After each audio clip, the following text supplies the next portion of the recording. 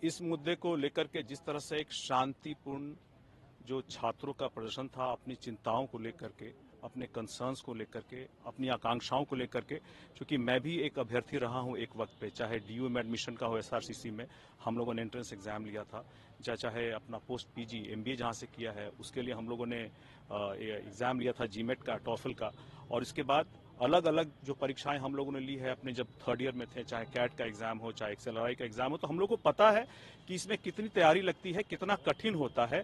उनके एस्पिरेशंस को हम लोग भी समझ सकते हैं। एक शांतिपूर्ण तरीका था उनका ये बताने के लिए कि भाई हमारी जो चिंताएं हैं उसको सरकार सुने और उसको संजीदता से समाधान करे। ये भी मानना होगा कि सरकार का भी दायित्व होता है और सरकार की अलग अलग बीपीएससी का खास करके आयोग का ये दायित्व है कि अलग अलग जो परीक्षाएं होती हैं इस प्रणाली को कैसे बेहतर किया जाए, ये सरकार का दायित्व है, उनकी जिम्मेदारी है, जिसको बीपीएससी को करना चाहिए। ऐसी कोई भी परीक्षा की प्रणाली को बेहतर करने के जो भी उपाय होते हैं वो करना चाहिए।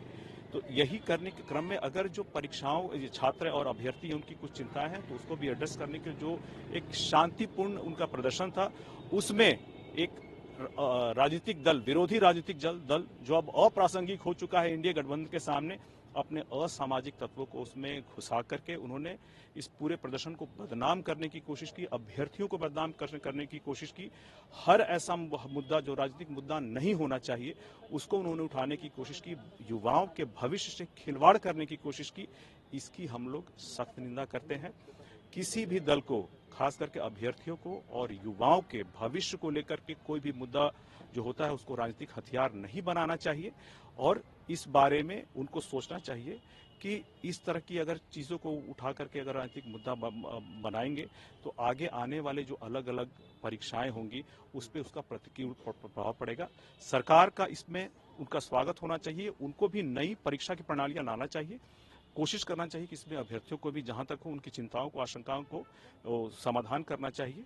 और हम लोग चाहेंगे आने वाले समय में भी, चूंकि अभी क्या है कि जब भी प्रीलिम्स होने वाला है 13 दिसंबर को, 17वीं जो ये है उसका बीपीएससी ने ऑलरेडी एक क्लैरिफिकेशन दे दिया है कि इस वाले में नॉर्मलाइजेशन लागू नहीं है, जिसका स्वागत है।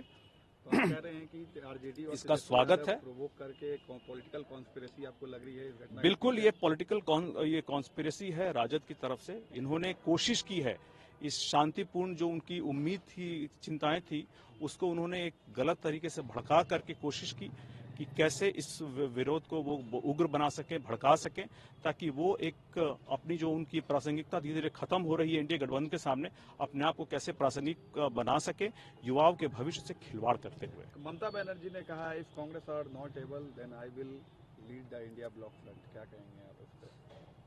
मुझे लगता है इसका स्वागत होना चाहिए। अगर कांग्रेस से अगर इंडिया गठबंधन नहीं संभल रहा है तो किसी अन्य नेता को भी मौका देना चाहिए। राहुल गांधी जी को तो बहुत मौका मिल चुका है, किसी अन्य नेता को भी मौका मिलना चाहिए।